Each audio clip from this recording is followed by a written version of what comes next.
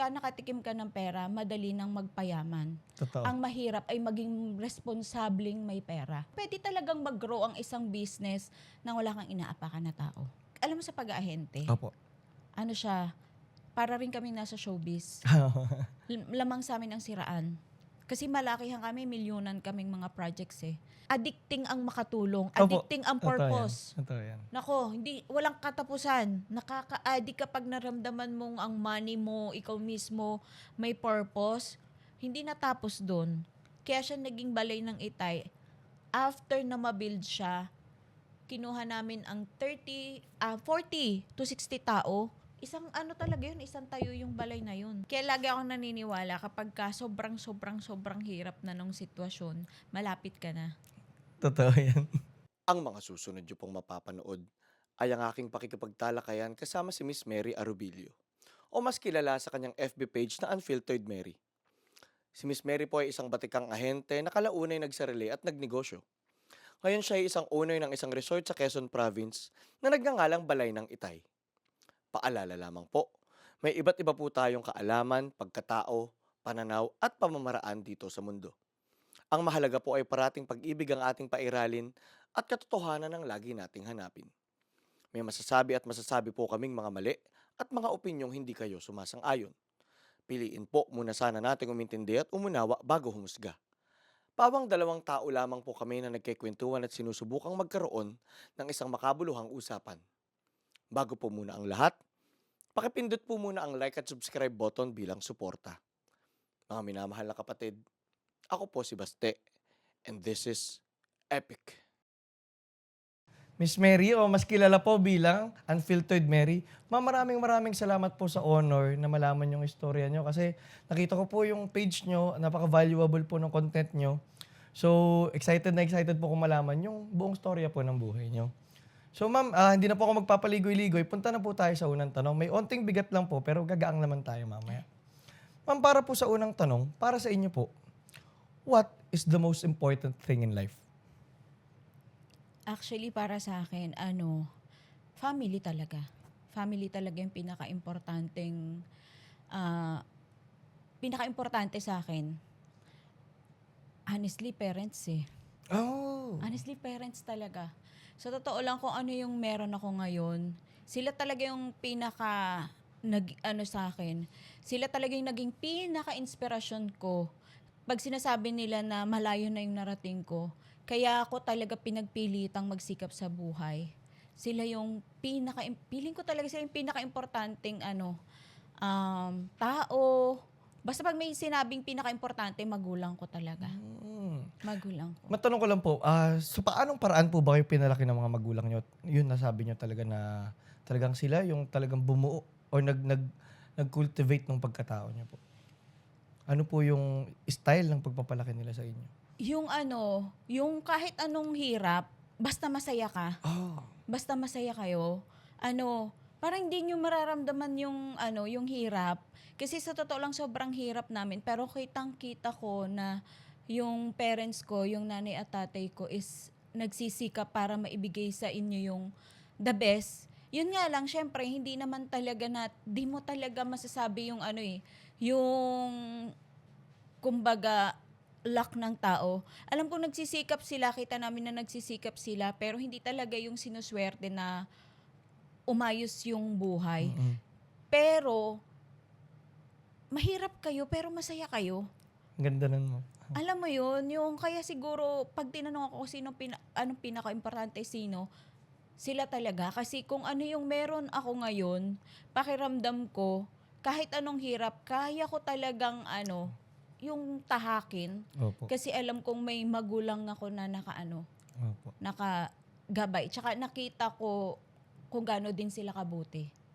Opo. Tsaka kung titignan din natin sa perspective na yun, kung maaring sa kanila, hindi nyo nakita yung technically success talaga financially, pero maaring yung sa storya na yun, kayo po yung naging dulot na yung success nyo, na yung naging buhay nila is nag-lead sa success nyo. Parang ganun po. Kung titignan Feeling ko, sila talaga yung number one na nakita ko na nakita ko na yung paghihirap nila, hindi ko dapat tumaranas. Hindi ko, Opo. 'di ba? Alam mo yung paghihirap nila, naging inspirasyon mo na hindi dapat tumaranas ng mga anak ko. Kailangan mas galingan ko sa buhay. Tsaka kailangan bago sila yung tumanda ng matandang-matanda, makaranas sila ng magandang buhay. Opo. Nakakatuwa yung kwento nyo kanina, no, na parang kahit medyo hirap, masaya. Kasi sa totoo lang, napaka-importanting natututunan ng taong maging masaya kahit wala pa masyadong pera. Kasi mas ma-appreciate mo yung mga rewards na natatanggap mo kung nagiging masaya ka kahit wala sila. So Yes. parang, and at the same time, yun din po kung makikita natin yung mga upbringing ng mga, ako po, marami na ako na-interview na naging successful. Marami po sa kanila galing sa hirap. And at the same time, yung sinasabi nila na kahit mahirap kami, naging masaya kami sa pamilya namin. Kesa po kasi marami ring tao na galing naman sa mayamang pamilya, mayayaman ng magulang. Pero dahil sobrang busy nga ng mga magulang, wala naman silang relationship sa mga anak. So mas marami po ako nakikita na mas nagiging stable, masaya, fulfilling yung mga buhay nung mga lumaki sa mahirap pero at the same time, close sila ng pamilya nila. Kaysa yung mga galing sa mayayamang pamilya na hindi sila intact ng family nila. Mas eventually, pagka tumanda, mas marami silang nagiging problems like drug problems, gambling problems. Pero po yung mga nanggaling sa struggle, mahilig silang lumaban at saka yung positive outlook nila sa buhay, iba talaga. Parang gano'n. Oo, kasi pag masaya ka, alam mo, kontento ka. Totoo. Doon papasok yung contentment. So, kapag masaya ka, kahit anong meron ka, naaalala ko, totoo yung yung noodles. Opo. Ay, 'di ba? Shout out kay Lucky Me. Lucky Lucky Me beef kasi mabango, malasa. Lalagyan nyo ng maraming tubig para lang magkasya sa buong pamilya. Pero masaya. Kasi alam mo kung bakit? Kontento ka kung anong meron ka. Kaya kapag nagkaroon ka, kasi yung sinasabi nga nila, yung tao kasi walang kakontentuhan. Marami silang totoo yun. hinahabol. Siguro, kaya talagang maipasok ka lang. Kaya talagang ang pagyaman ay responsibility siya. O ang pagkakaroon ng pera ay hindi lang basta ma-amplify talaga yung buhay natin, kung hindi. Isa siyang responsibilidad, kailangan mong tanggapin na pag nagkapera ka, may responsibilidad ka na. Opo. Sa totoo lang, yun ang napakalaking kasama ng pagkaroon ng pera is, syempre, power ang pera. At syempre, yun nga po, power comes with responsibility. Tsaka yun, siguro na ituro sa amin yung maging kontento.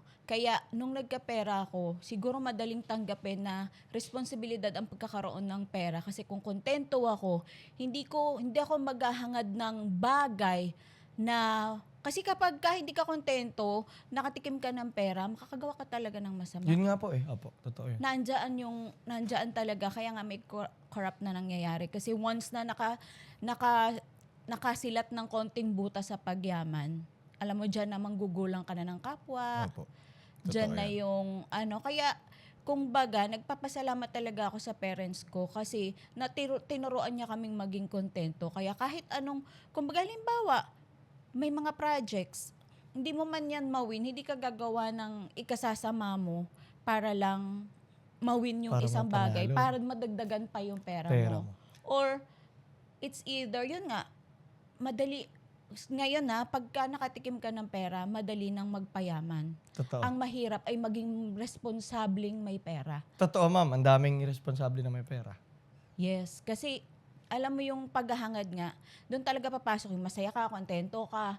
Hindi mo paghahangadan ng mga bagay na hindi nararapat para sa'yo. Like for example, meron ka mga empleyado, hindi mo sila gugulangan Totoo yun. So, the business will keep on growing ba? Or pwede talagang mag-grow ang isang business nang wala kang inaapakan na tao. Totoo. Tsaka yun nga po ako sa naobserbahan ko po sa mga tao, yung mga taong, yun nga, yung dumaan sa hindi tuwid na mga landas para magkapera, sa una, mabilis. Mabilis yung daan nila kasi shortcut sila.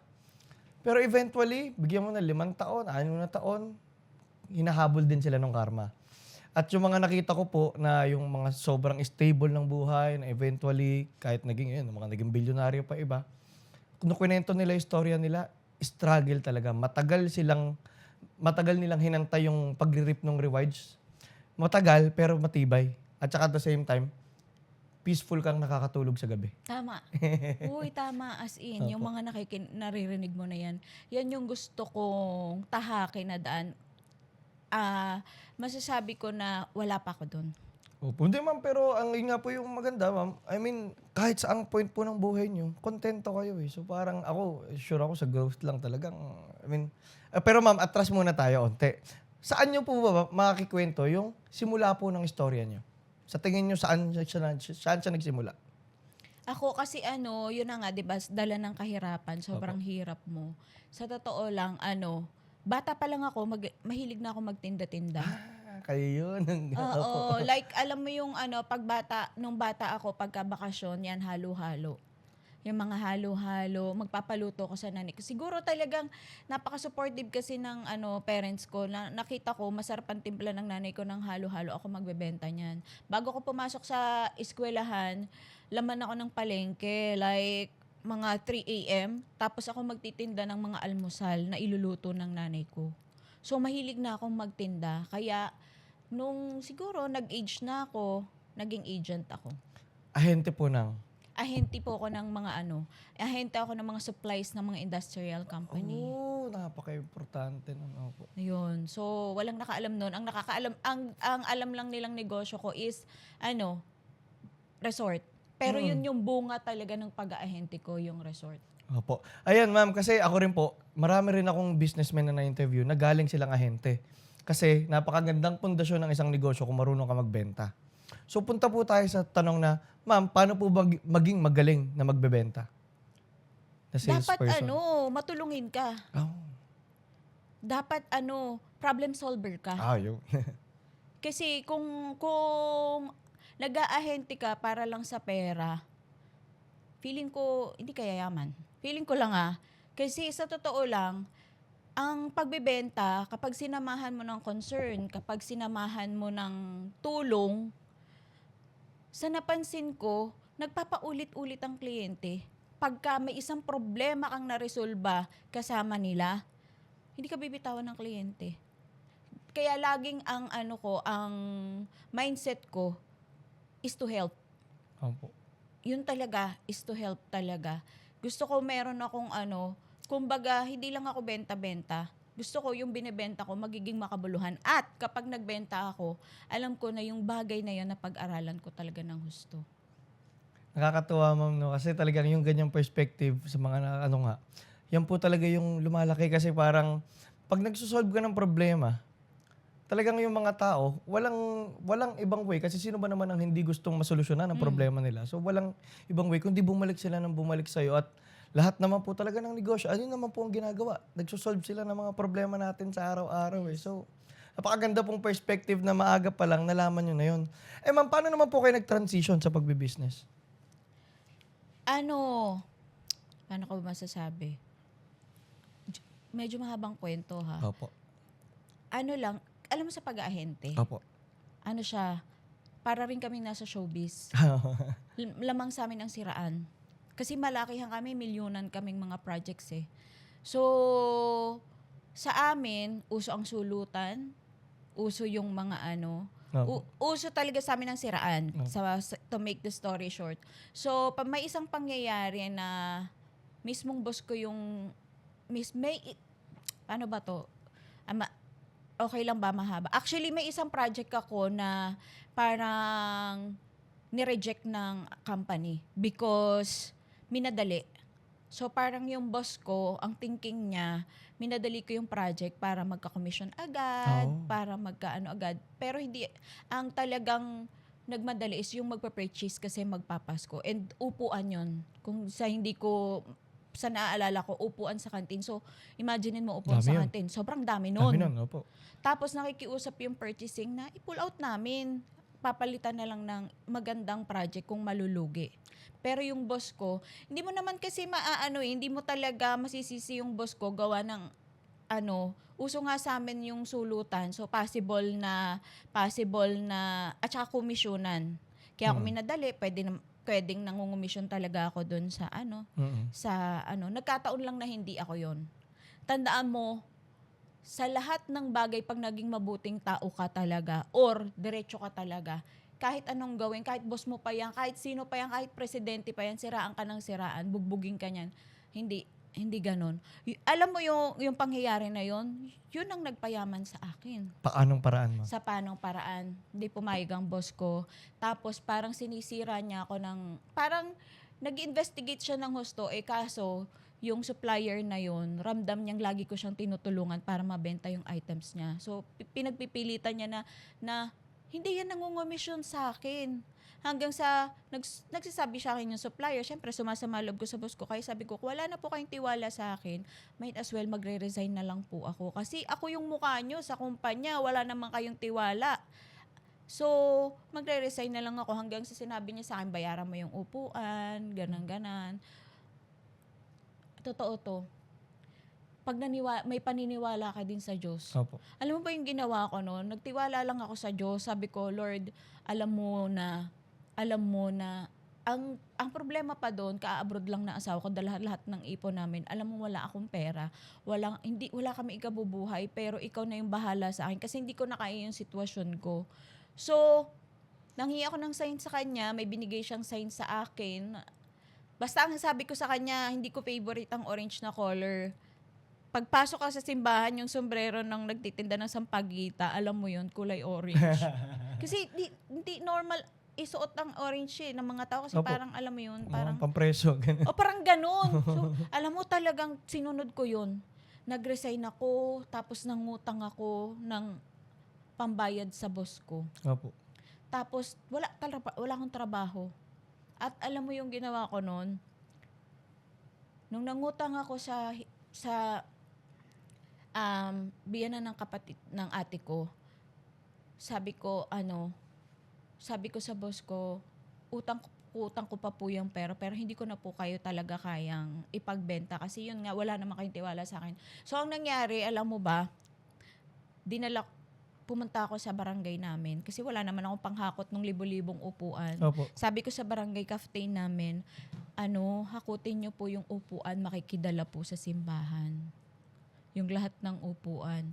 So doon pumasok yung sabi ng boss ko dati, ano gagawin ko sa mga upuan na yan? Sobrang dami niyan. Ako ang ginawa ko, dinala ko siya sa simbahan kasi doon ako humingi sa kanya ng tulong . So lahat ng upuan dinala ko sa mga simbahan. Dinonate niyo po? Dinonate ko yung mga upuan. So sabi ko, kasi kumbaga para akong papel na sumusunod lang sa hangin na kung saan mo ko dalhin, Lord, bahala ka na. Tas wala akong sweldo siguro alam kong wala akong sweldo kasi wala akong hanap buhay. Walang 1 week, may tumawag ng mga kliyente ko. Yung items na yun, sa totoo lang, hindi ibinigay nung supplier kasi naniniwala siya sa akin . Kasi binubugbog ka nga alam mo yun. Pero yun nga, malinis ka. So alam mo ang nangyari sa akin? Hindi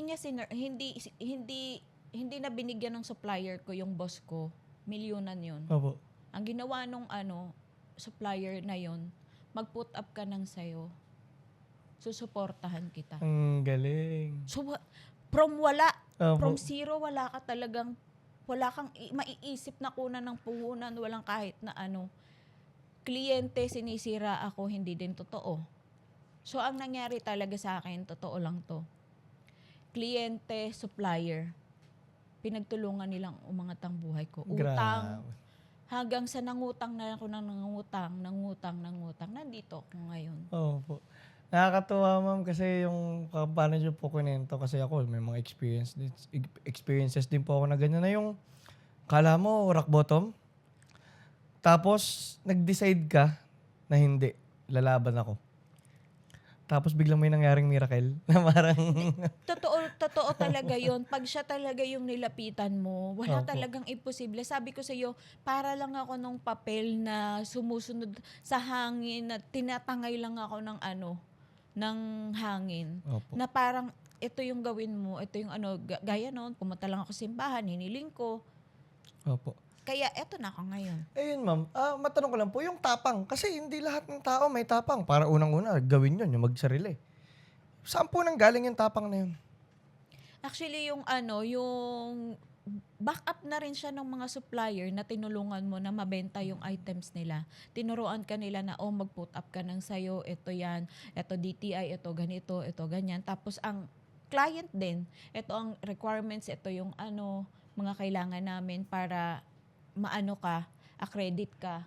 So, ang gumagawa talaga sa'yo pagkakataon. Tapos yung totoo, yun nga, hilig kong magbenta. So parang hindi ako nagtatrabaho. Kaya totoo ang Po. love your work and you Ay. work no more. Totoo po yun. Kahit ako ito, ma'am, yung podcast, hindi ko, enjoy ko lagi makinig sa mga talaga. Oo, yun. So doon papasok yun. Tsaka yung sabi ko nga sa'yo, every day of my life, nagtatrabaho ako dahil nagtatrabaho ako. Pero kontento naman sa kung ano yung Kung ano meron na ngayon. meron ako. Totoo yun, ma'am. Ma'am, yung yung nga po, yung matinding pagtiwala sa Diyos. Kasi meron pong, syempre, may taong religious na, yung mahilig lang magsimba, mahilig maganyan, pero yung talagang yung may deep knowledge ka kay God or deep friendship or parang relationship ka kay God na, yung pagpapabahala na. Kasi po, ang ibig sabihin ng bahala na, bathala na eh. Parang, ginawa ko na lahat, Lord, ikaw na bahala. Kailan po nagsimula yung ganong parang, Lord, ikaw bahala sa akin? Ako kasi talaga, alam mo sa mga public school, 'di ba yung pagka may mga teacher ng may mga teacher ng religious ako sa maniwala ko sa hindi wala akong memorya na Bible verse. Pero Oo. naniniwala ako sa kanya talaga. Ako rin ganun. Alam mo yung hindi naikwento ko na lang to kasi ito talaga yung kwento ko. Siya yung pinagkatiwalaan ko. Pero hindi ako yung sobrang relihiyoso. Opo. Wala ako Spiritual yung, kayo, ganun. yung gano'n, yung parang nandyan ka, alam ko na nandyan ka. At saka siguro, turo na rin ng parents na may Opo. Diyos. Alam mo yun? Kaya very important talaga na bata pa lang. Tsaka sa school, sa public school. In Opo. fairness naman sa mga public school, shout out sa public school, sana meron pa po nun. Meron talagang oras ang mga religion na malaking bagay siya. Kasi dala-dala ko siya. Maging mabuti sa magulang, tapos kilalanin mo ang Diyos. Pag si Lord talaga yung mo, Opo. yung sinunod mo, yung way niya, yung will niya, talagang hindi ka maliligaw. Totoo. Pero again, hindi po talaga ako religious person. Opo. Kasi yung religiosity naman po more like it's the tradition and the culture. Pero yung pinaka-importante, relationship mo kay God eh. Like yun talaga yung pinaka-importante. Ma'am, atras lang tayo onte. Na-curious lang po kasi madalas ko rin tinatanong po ito sa mga na-interview ko na successful. Kamusta po kayo as estudyante? Hindi ako talaga masyado. Tsaka Maraming lagi po talaga akong cutting. Kasi antuk-antukin po talaga. Kasi sasabi ko nga sa inyo, 3 a.m. ng madaling araw, 2 to 3 a.m. ng madaling araw, ako ang kasama ng nanay ko sa pamamalengke. So, bago pagkatapos niya pang iluto ang mga spaghetti, sopas, ako pa po yung magtitinda nun. So, parang may pagkakataon po talaga sa school or may pagkakataon talaga na wala kang pambili ng project. Magkakating ka, itulog mo na lang yon. Totoo. So, yun. Hindi ako yung yung talagang top para meron kasing mga yumaman kasi mga top sa school. Ako medyo salat din pa talaga ako sa school. Sa totoo lang po, mas marami po ako na-interview na nasa gitna lang nung nasa school sila kaysa yung mga magagaling na estudyante ng bata at na kasi po parang ang diyan is yung mga nasa gitna hindi kasi mga bagsakin talaga, yun kung may side na, sige, may tinatamad o ayaw mag-review or man. Pero yung mga nasa gitna na estudyante, kasi mga street smart sila eh. Yung kaya nila pumasa nang hindi sila, na nakakadiskarte sila. Kunyari po, yung mga A student, sanay silang sumunod sa sistema eh. Sanay silang sumunod. Ang mga may sariling rules. Yung mga nasa gitna. So pag labas mo sa real world, yung pagsunod, mahirap yan eh kasi hindi mo naman alam. So yun nga, susunod, mag-empleyado ka, susunod ka sa boss mo. Yung sanay sa gitna, gagawa siya ng sarili niyang buhay eh. Parang ganun eh. Feeling ko, oo. Yung sinasabi mong streetwise, yun talaga yung Ma'am, naman po, punta naman tayo, ma'am, paano po nagsimula yung Balay ng Itay? Balay ng Itay, syempre, eto pa, sorry ha, medyo Opo. tagang lagi kong babanggitin si Lord talaga. Opo, ma'am, ako Kasi rin lagi binabanggit si Gilid. Si Balay ng Itay po talaga is accidentally na na-build. Hindi siya talaga plinano talagang magkaroon kami ng hanap buhay na ganun. Kasi feeling ko lang, nung mga panahon talaga na bago mag-pandemic, ang dami kong project na close ng close. Yung para bang imposibleng hindi mo mako-close. Yung pala, nung pandemic, parang ang gusto, bago mag-pandemic, binili ko talaga yung lupa to give back sa parents ko. Opo. Kasi sabi ko nga, yung tumanda sila na sundin nyo yung pangarap ninyo, ako mag-aalaga sa mga anak nyo. Yung lahat kaya nilang ibigay yung suporta. Hindi sila makasuporta sa iyo ng financially. Pero yung support, gaya nga nun, Pero iba yun, ma'am. Mabigat yun kasi maraming nabibisi sa anak talaga. Like, hindi, oo, tsaka yun talaga, hindi kami nakapagtapos kasi nag-asawa na nga kami. So, Opo. hindi din ako tapos, no. So, pero sinabi niya na magaling ka. Gawin mo yung gusto mo. Tsaka siguro malaking bagay yung pinaparamdam lalo ng nanay ko na very good ako, matalino ako. Kahit Opo. yung totoo hindi masyado. Very good yun. Malaking pundasyon talaga yun na may ganong backup talaga yung parents Opo. mo. Kaya naman nung nagkakaroon na ako, bilang pag give back sa kanila, binili ko yung lupa ng Balay ng Itay na yun. So, kasi may kwento yan. Kasi Sige ang po. nanay at tatay ko talaga is caretaker lang ng mga kamag-anak na nag-a-abroad. Opo, So, alam thank mo you, shout out sa mga tiya ko kasi pinatira nila kami. Pero kasi, hindi yun mahirap. Hindi yun madali kasi syempre, hindi nyo naman sariling bahay yung tinitirhan nyo. Kaya talagang kauna-unahan na niregalo ko is lupa. Bahay at lupa. Tapos nagkataon lang na malawak yung lupa na yon. Tapos bago mag-pandemic, sabi ko, bakasyonan lang. Nung pandemic na mismo, doon ko nakita yung hirap sa probinsya. Kung mahirap dito sa atin, mas mahirap sa probinsya. Opo. Kasi walang way talaga para may hanap buhay sila. Like, magkokopra, mangingisda, or magugulay, mga ganon. Opo. Ganon ang sa probinsya. In totoo to nakakakita pa ako doon ng nakakasabay ko sa munisipyo na nakayapak pa yung paa.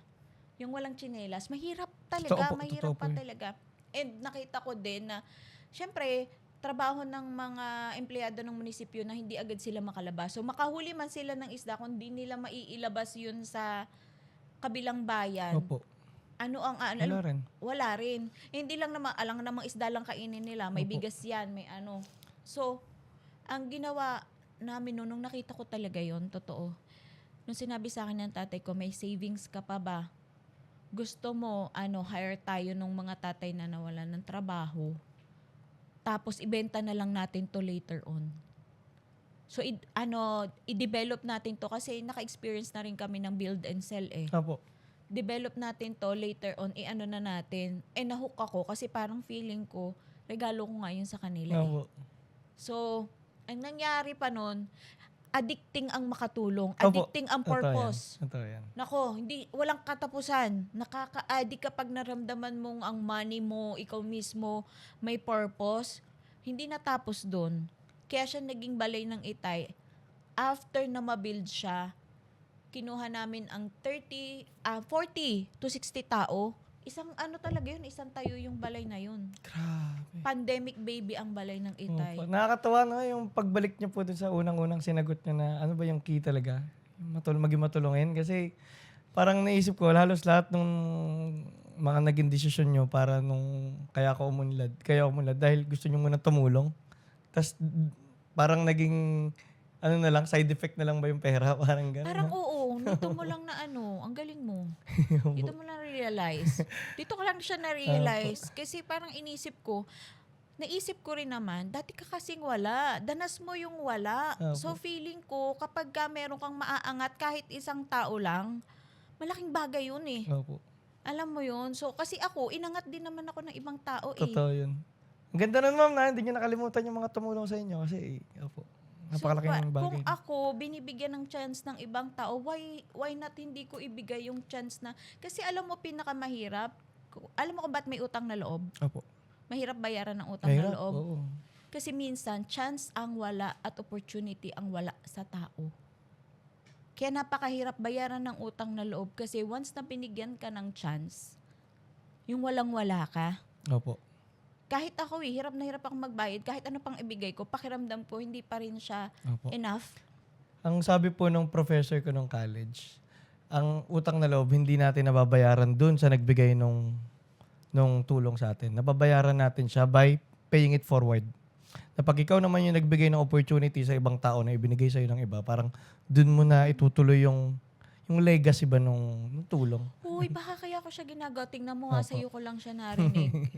Pero ang lagi kong mindset is, yun nga, kung tinulungan ako ng iba, maraming iba yung kailangan din ng tulong ko. Opo. Tsaka ma'am, na ako dun sa kwento nyo na yung sa magulang nyo na yung paniniwala nila sa inyo at yung pagsuporta nila sa pangarap nyo.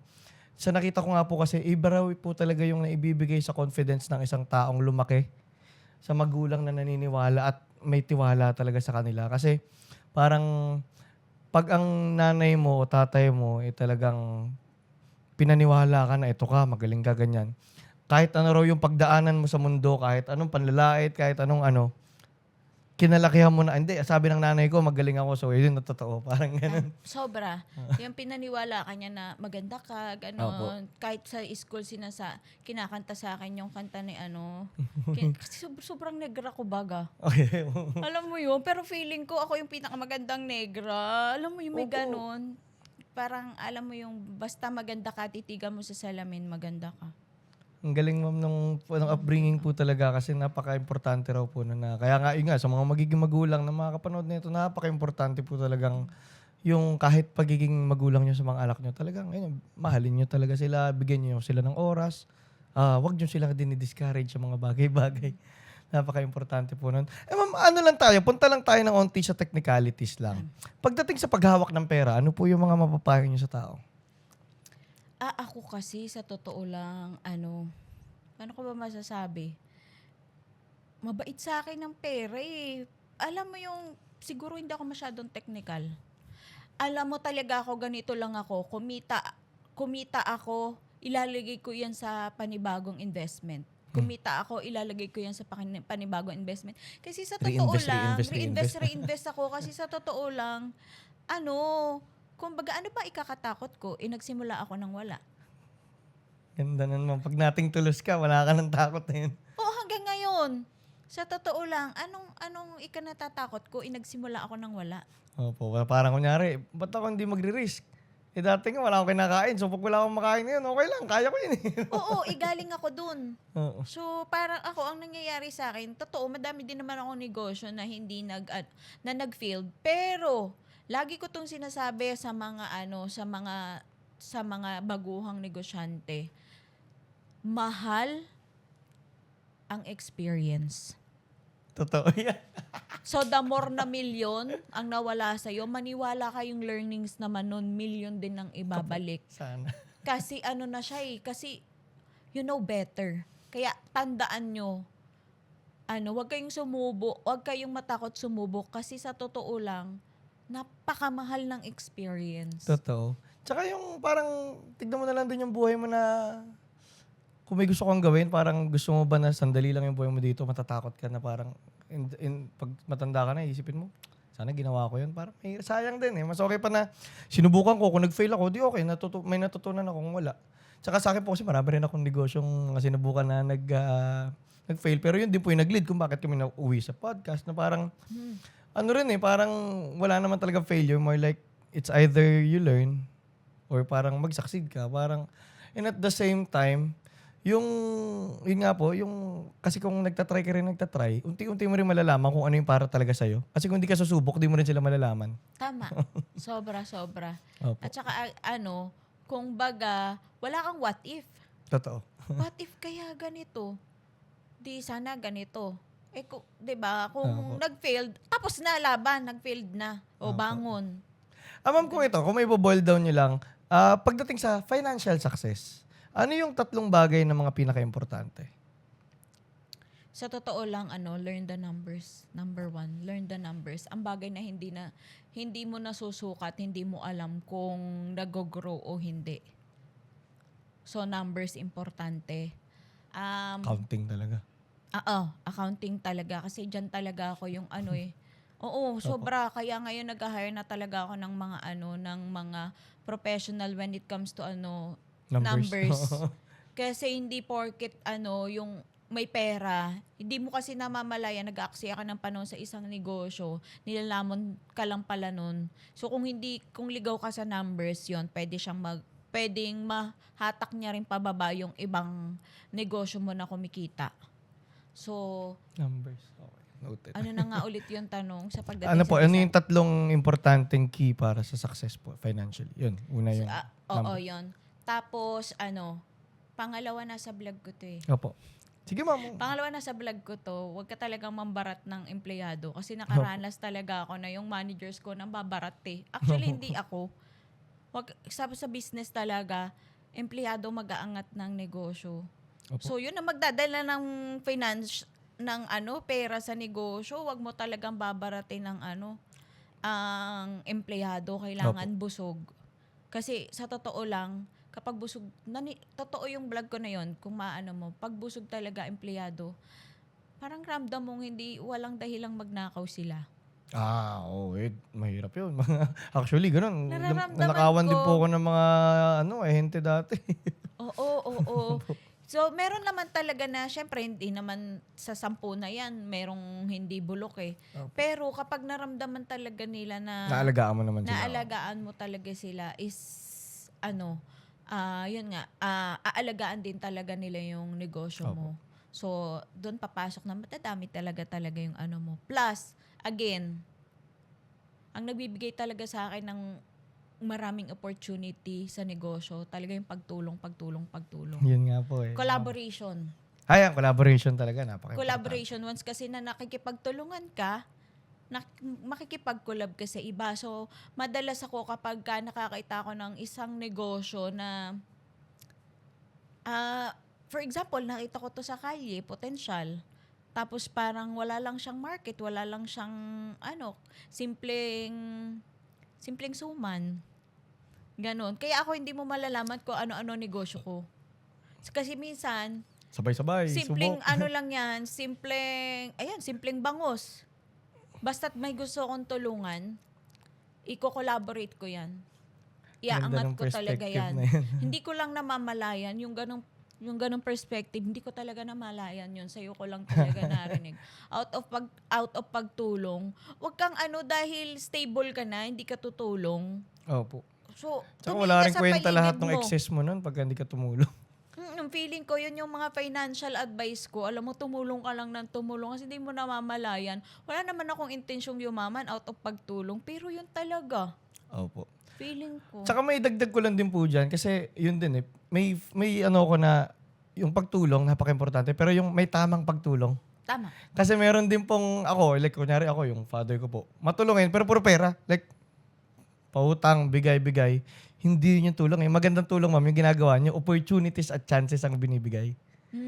Kasi pag minsan, pag puro pera-pera, minsan, natututo lang din yung mga taong, may matutunan.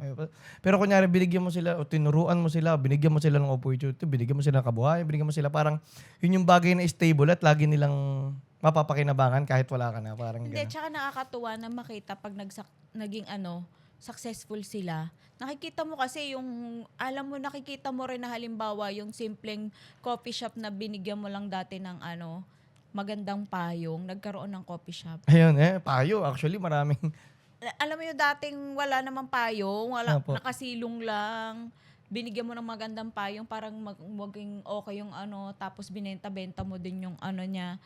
Tapos biglang may coffee shop na siya. po. Kasi minsan talaga, may isa lang maniwala sa isang nagsisimulang negosyante. Malaking bagay siya.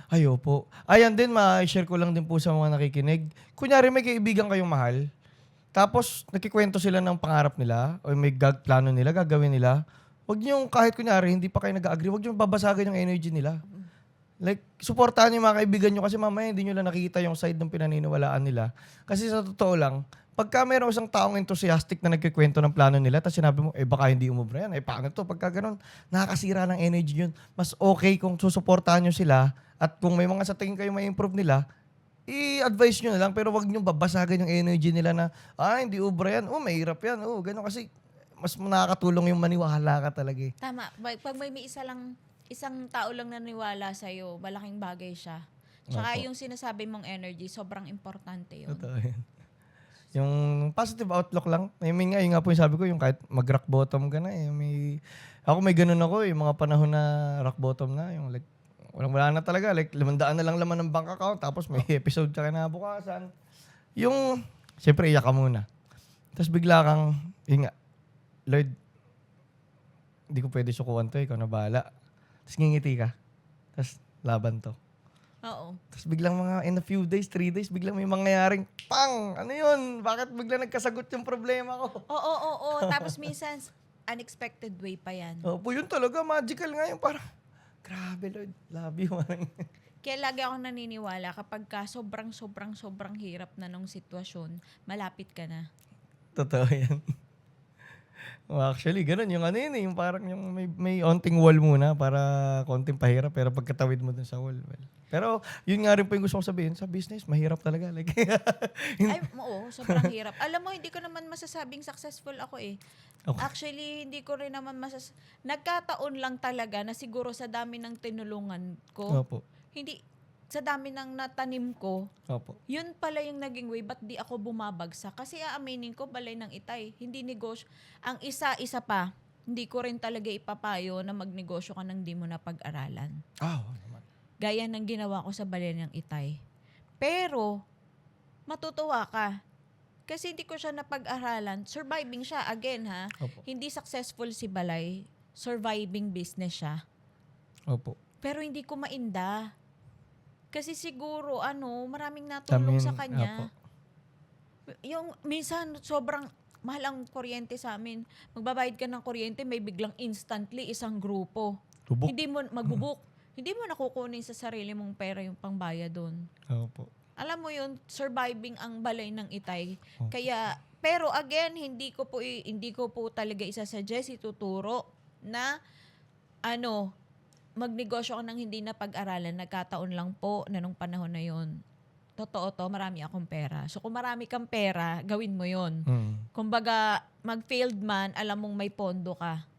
Pero kung yun lang yung resort business, hindi para sa yun lang yung income mo. Kailangan mahaba pisi.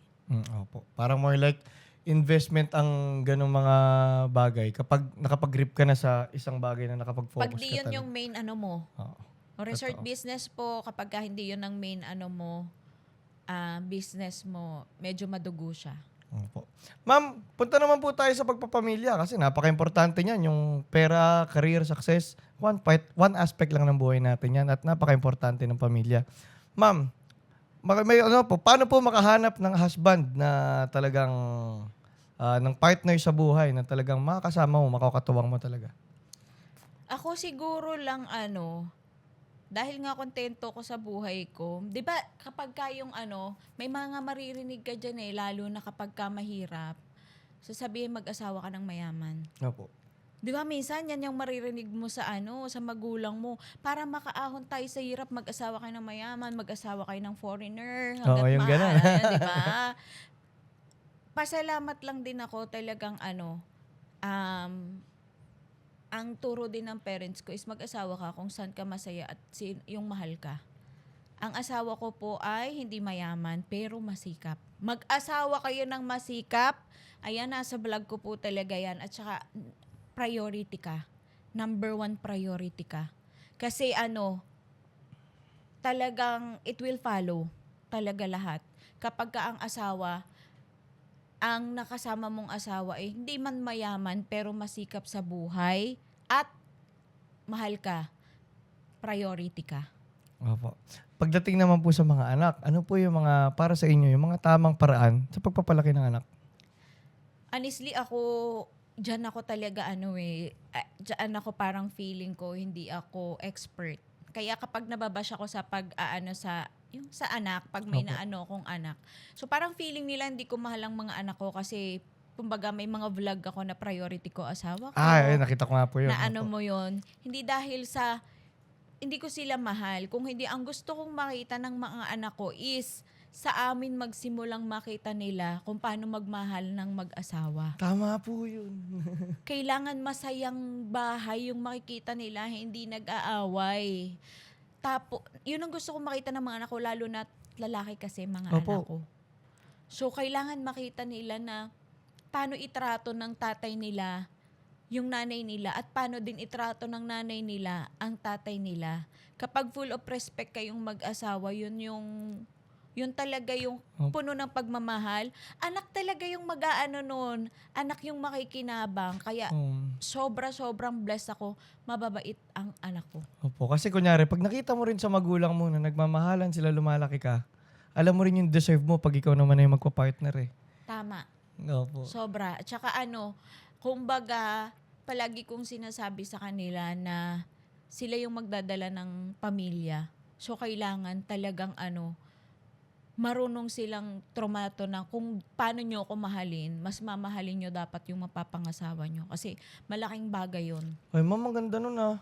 Kasi sa totoo lang, uso yung mga nanay na nagseselos na sa mga anak na lalaki pagka nagkakaan na. Yung like parang, okay, number 1 dati na babae sa buhay mo. Bakit yung naging po yun, normal na nagiging away ng in-law tsaka ng Ma'am, ang ganda na sinabi nyo na hindi. Dapat mas mahalin nyo yung asawa nyo pagka nagkaasawa na kayo. Kasi importante yun eh.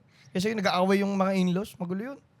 Siguro papasok ko lang naman ng parents ko, no? Opo. Kasi talagang tinuro sa akin ng parents ko na kaya hindi rin naman perfect, wala naman perfect sa unang relasyon na in-laws and pero ang sinasabi ng nanay ko, kung nirerespeto kami, doble ang pagrespeto mo sa in-laws mo. Kasi wala kang asawa ngayon kung wala ang in-laws mo. Ang galing. Kasi usually, minsan nga, yung mga in-laws, nag-aaway pa sila yun. Ba yan? Sagutin mo na kami ng pabalang, wag lang ang in-laws mo. Galing. Kaya wala akong matandaan na sinagot ko talaga in-laws ko na Kaya siguro shout out sa mga in-laws ko dyan. Ay, nag-share ng mga videos ko. Supporting. Wala kaming bad blood. Opo. So siguro talagang sinunod ko talaga yon. Wala namang perfectong in-laws. Opo. Ang kailangan, mas irespeto mo lang. Totoo po yun. Mas mahalin mo kung hanggat kaya mo. Tsaka kasi, part na tinanggap mo yun dahil pinakasalan mo yung asawa mo. Anyway, Yes. Opo. Tsaka yun, wala kang asawa kung wala ang in-laws mo. Opo. Tsaka nakakatuwa ma'am, no, yung mga payo niyo sobrang practical. As in, sobrang importante na kailangan talaga sa araw-araw na pamumuhay. Ang ganda ng interview. Ma'am, isa pa yun nga, sa pagiging magulang, pagdating naman sa kamusta ba kayo? Strict ba kayo or maluwag kayo na magulang? Feeling ko hindi eh. At saka totoo to ha. Sabi ko nga sa'yo, hindi ako masyadong makapagpayo kasi ang mga anak ko, laki nga sa lolo at lola. Oo, kasi nga busy kayo. Oo. Ang ang pasasalamat ko lang talaga, number 1, wala sa mga teachers, mga kahit sino talaga yung nagsasabi, ang mga anak ko, hindi nila alam na meron sila. Yung kailangan magsumikap pa rin sila sa buhay kasi naiituro talaga ng lolo't lola nila. Nakita nyo, magulang nyo, halos di na natutulog sa pagtatrabaho para sa magandang bukas para sa inyo. So, kung sasabihin mo sa akin na istrikto ako o hindi, feeling ko hindi. Kasi wala nang panahon para bungangaan ko sila kasi parang ang nangyayari sa akin, lahat pag may oras ako, as much as possible, puro magandang memories na. Ganon. Kasi ang liit lang ng oras ko kasi puro trabaho ako eh. So, tanong na lang sa school, kumusta ka? Anong nakapagpasayo ngayong araw na to? Ganon. Tsaka mababait po talaga anak ko. Sobra. Opo. Kahit sinong magsabi na makakausap, makapunta sa amin, mababait talaga anak ko. Opo. Ma'am, kasi mabait kayo eh. I mean, siyempre, thank you. kung mamamana naman kasi kung ano yung nakita rin nila. At the same time, genetics din. Kasi mabait magulang nyo, mabait ka, di anak na rin. Ma'am, naman po, nabanggit nyo yung kasiyahan kanina. Ano yung mga bagay na nagpapasaya sa inyo? Maging masaya lang ang pamilya ko. Pamilya talaga. Pamilya talaga. Siguro kasi sa nakita mong paghihirap, Opo. ako kung naranasan ko talagang maghirap as in pumapalya sa kain. Opo. Like yung ate ko ang unang breadwinners. Hindi tamad ang magulang ko eh. Actually, feeling ko talaga, yung hindi talaga sila lucky enough na mabigyan ng opportunity. So, Opo. kita ko na kung gaano kahirap. Kaya talagang sabi ko talaga, kailangan magkaroon ako para maging maalwan yung buhay nila, makaranas sila ng alwan. Dahil Opo. kapag nangyari yun na yung pinakamasayang part ng buhay ko. Kaya nagpapasaya sa Opo. akin, makita kong maalwan ng pamilya ko. Kapatid, nanay, anak, asawa, lahat. Ayun, sana magawa ko rin yung mga bagay na yan. Ma'am, ito po. Matanong ko lang po. Ano po yung, dahil yun nga po, marami na kayo narating, marami na kayo na-invest. Ano po yung mga further goals nyo? Ako, sa totoo lang, lagi itong tinatanong sa akin, parang ang successful mo na. Feeling ko hindi pa. Opo. Doon papasok yung goal ko. Ang goal ko talaga sa buhay, alam mo, lalo na nung nag-attend ako ng TRC ni Brother Bo. Hindi Opo. ko kasi dati yun Bo eh. Sanchez po. Bo Sanchez. Bo Sanchez. Doon ko mas lalong, alam mo yung dati, malabo, sobrang blurred yung goal ko. Ngayon, mas malinaw na siya na ang gusto ko, ang pera ko, o kung ano man narating ko, mas maraming taong matulungan. Kasi kung silang mga bilyonaryo, pwede pala kasi talaga yon Opo. na yung pera mo is maraming makinabang. Marami kang buhay na maangat. Opo. Hindi po yung sinasabi ko na Yun ang number one goal ko. kung magiging successful ka, mas marami kang matutulungan. Diba? Yes. Opo. Tsaka ako rin, ma'am, sa totoo lang, sa mga na-interview ko po, may mga na-interview nila ko mga bilyonaryo. Marami pong umunlad kasi may mga akala ang mga masa na parang, pag yumama, magulang yan, ganid yan, ganyan. Ma'am, sa totoo lang, yung mga na-interview ko na mayaman talaga, ang babait. Sobrang matutulungin. Walang hinahinging balik. Kasi talaga, yung, kahit kakwentuhan mo lang, nakikinig talaga sila. I mean, kaya po yun talaga, yung parang yung humility at yung pagtulong talaga yung... O kasi nga sabi ko sa iyo, ang wealth, hindi basta siya binibigay lang. Kailangan tanggapin mo na ang wealth is responsibility. So kapag ganun ang ginawa mo, maging responsible ka sa wealth mo, hindi talaga papasok talaga sa isip mo yung yumaman lang mag-isa. Opo.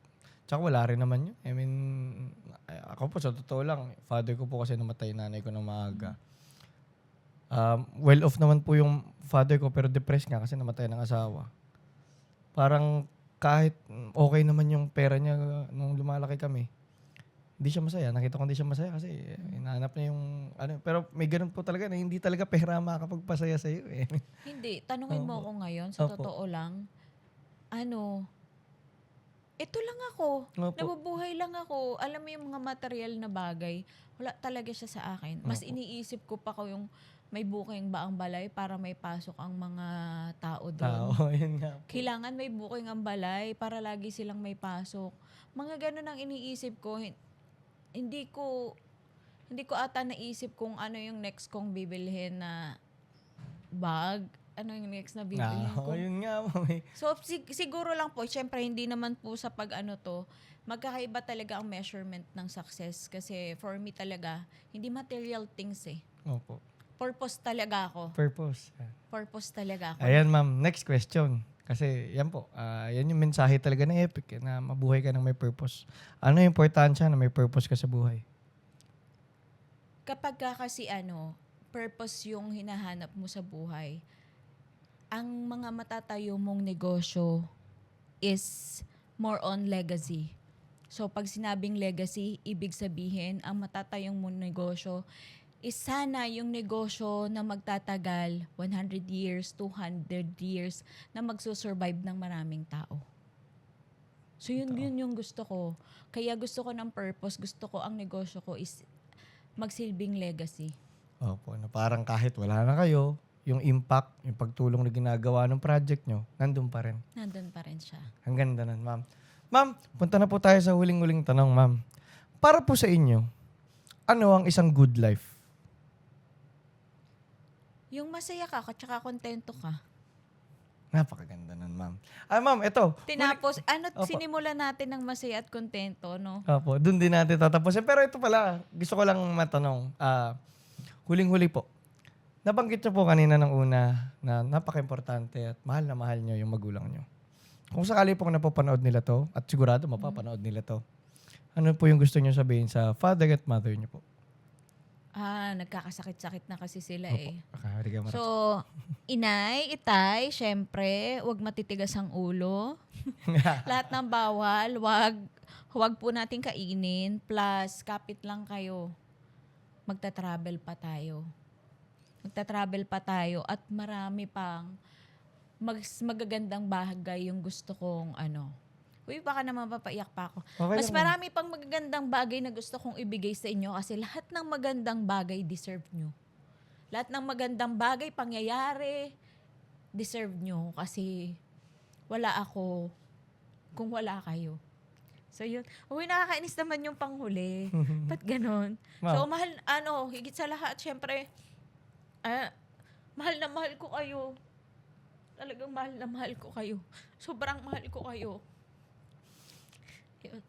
Ma'am, napakaganda po ng interview namin. Maraming salamat. Pasensya na po ng patuloy Oo. ang kinuha niya. Pero Sayang ang makeup. for sure po, Naman. Si appreciated Epic ng ma'am. naman, Opo. pinaiyak ako. Oo. Ma'am, Thank you. salamat po. Thank you sa thank you sa opportunity na Ang ganda po ng may interview. marinig dun sa story ko. Opo.